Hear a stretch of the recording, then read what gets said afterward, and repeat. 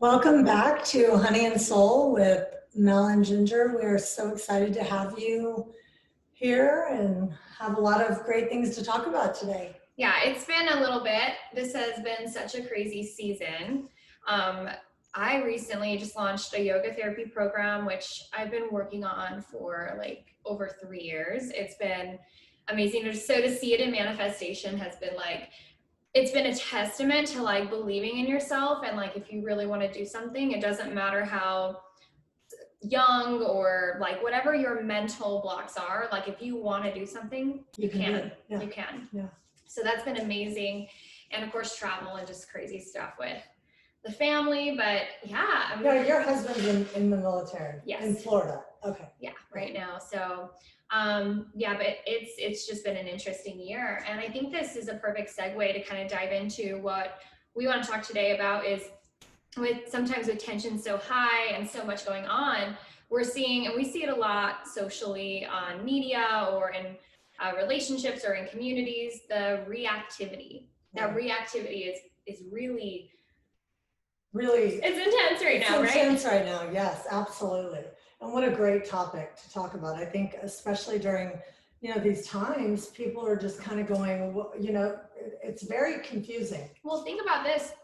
I mean, literally spending months where you're required to be at home. Right. A lot of people went through quarantine by themselves, or they were, with families having to face their own shadows and truths about themselves. I mean, it really incubated an experience that we're foreign to, which is slowing down. Right, absolutely. And, partners that have never really spent that time together and families, I've heard the good, bad, and the ugly. Oh, yeah.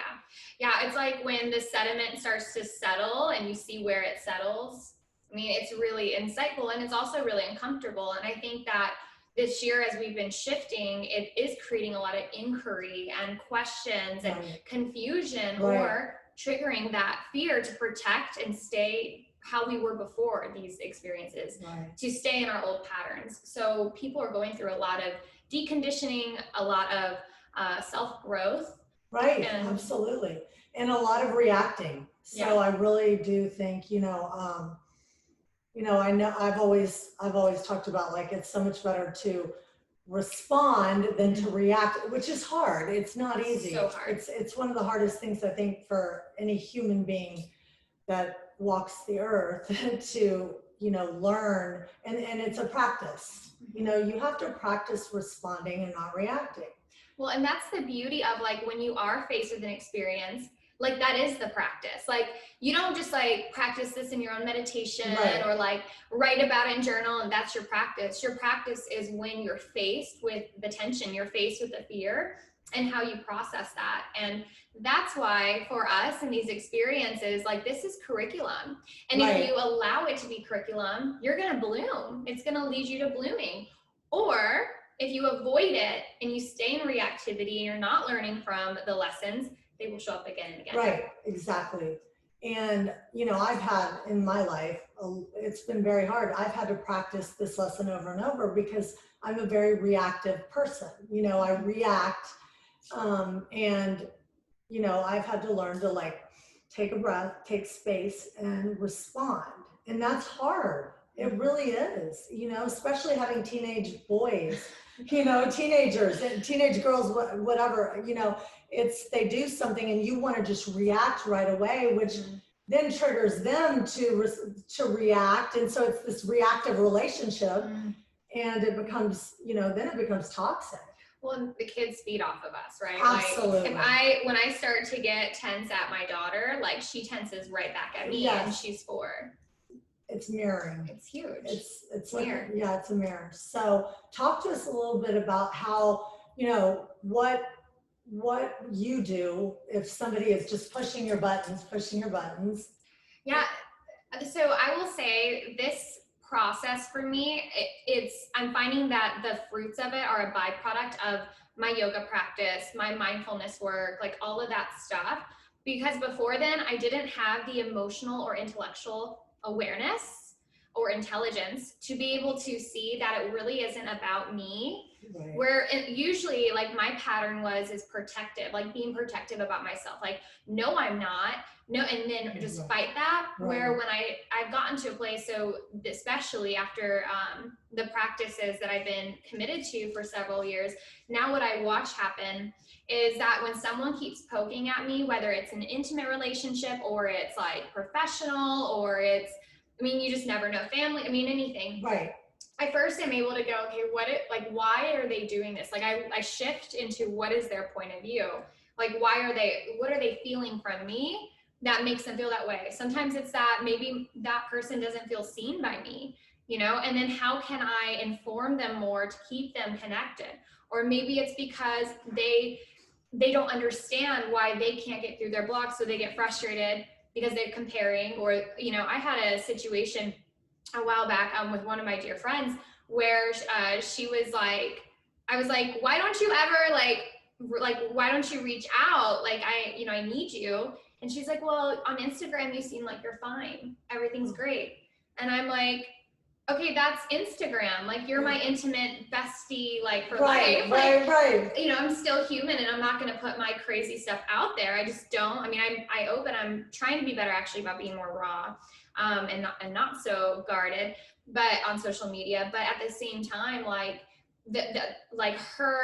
I could have been really reactive and like, you're not a good friend, blah, blah, blah. But the truth is from her perception, and then we addressed it, and then we were able to move through it. So it really is about, like, if you can create that space and get out of victimhood, right, and shift into, because that's what protectiveness, like my protectiveness of going, how dare you say that about me? That's not true, or whatever it is, like, and getting walled up, that's victimhood, you guys. And if you can shift and not be a victim, and then look at where they're coming from, it's not that they're right, because no. Actually, more so, it's not that it's true. Right. It's real for them. And if you can create space and shift and then hold that container of, okay, like, I see that's you, this is where you end, this is where I begin, here's my boundary.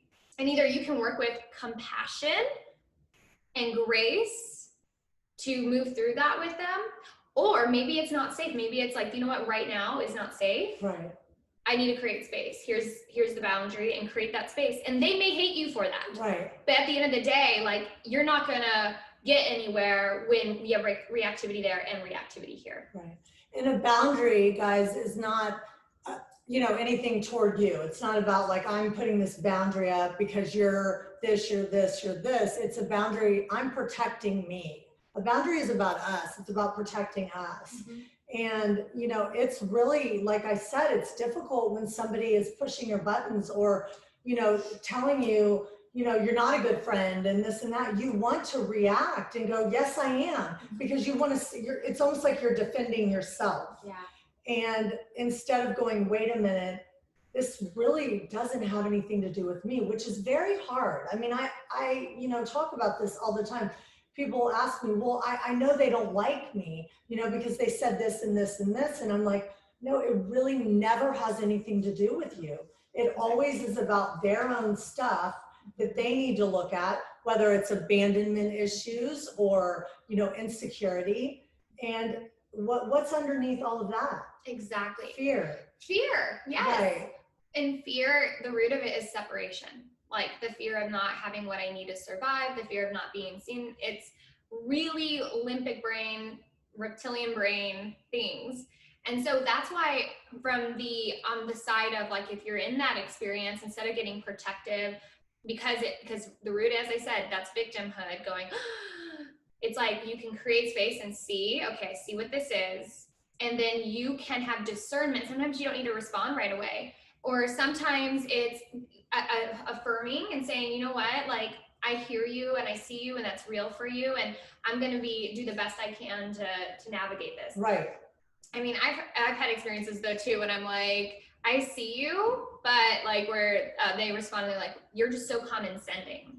Right. And then it's that continuing of like, how do you get out of that? Like, what do you do? Where they keep almost gaslighting you, Right? Totally. Right. And I will say, from experiencing this, breathe and don't respond right away. Wait till they're emotionally sober and then circle back. If the relationship was really there, it will be something that you can preserve and work through. Right. So, and I think about, when you talk about that, I think about with my 15-year-old son, the emotional maturity even there, you know, it's like, I sometimes think of him, well, he should be, responding this way when he doesn't even, his frontal lobe isn't even developed, and he's a teenage boy. But it's, I've had to tell my boys, like, mom needs a timeout, and then we will discuss this. Yeah. Because I can tend to react. Mm-hmm. And so I go take a 5-minute timeout, and then I'm able to get to their level and be able to talk to them in a mature 15-year-old fashion. Well, and as parents, like, we are teaching them how to, like, if Absolutely. I'm reactive, I'm teaching my kid to be reactive. Absolutely. And it's not to put blame or shame on it, because we're human and we all do this. And I had an experience where I was reactive about something, and then a little bit later, my daughter did the same thing. And I was like, okay, like, I'm teaching her how to cope. And here's the other thing with being reactive, it's something to where we are human. Mm-hmm. We're going to react. But the beauty of that is to quickly make an amends for it. Yeah. And so if you can go and quickly identify the behavior, identify that was wrong, and take responsibility for that, right? Yeah. And then make an amends for it, then you're able to go, then you can circle back around. And I love that word. I love that, analogy, circle back around, and then be able to talk about it on an emotional, intelligent level, and be able to, have grace for one another. Yes. Yes, because when we look at the root of people, it doesn't matter if you think they're different from you. They're really not different. We're just people. And at the end of the day, we really just want to be seen and heard and loved. Absolutely. And if we can really start to see that in others, we can realize it really isn't about victimhood or who's right or who's wrong, but it's all of our process to come back to peace. And, like, I know this sounds so corny, but to come back to love. Come back to love. That's what it's all about, is love, and peace, and finding that, if we can show love and peace and, compassion toward people, then we're less likely to react. 100%. I love that. So to kind of close this, is there any gems that you want to share on about, like, self-regulation and reactivity or compassion around it? Well, for me, like I said earlier, that, I was a very reactive, child, teenager, early adulthood. And it wasn't until I found meditation, 10 years ago, that I was able to really go deeper and realize, that I can't react that way, or I'm not going to have relationships, right? What is the cost? What's it going to cost? Yeah. Right. And that doesn't mean I don't do it, but I recognize it a lot faster than I did before, because when I would, before, it was like I stood in that, I'm right, you're wrong, I'm not going to apologize. You're going to need to apologize to me for what you did, even though I'm the one who reacted. Yeah. Right? Whether they're right or wrong, I'm going to take responsibility for my part. Yeah. Right. Self-responsibility. And that's such a beautiful thing to understand. I mean, if you want self-sovereignty and you want to have a life that you design by your design, you have to take responsibility. Even if it's not, in your opinion, fair or just.